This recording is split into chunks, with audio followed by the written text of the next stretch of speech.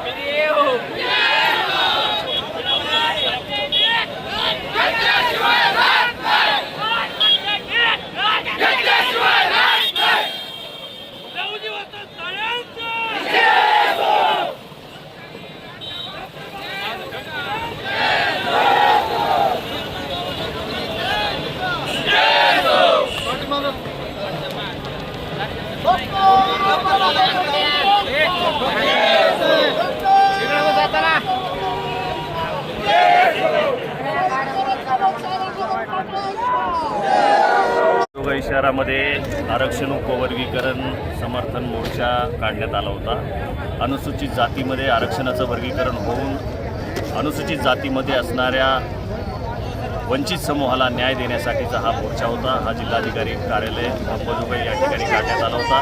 मुख्यमंत्री साहेब देवेंद्र फडणवीस यांनी लवकरात लवकर आरक्षणाचं उपवर्गीकरण करावं याच्यासाठी हा मोर्चा काढण्यात आला होता आणि आमचं निवेदन आम्ही सरकारपर्यंत पोहोचवलेलं आहे आणि आरक्षणाचं उपवर्गीकरण लवकरात लवकर करावं अशी मागणी करून आम्ही आज अंबाजोगाईमध्ये एकत्र आलो।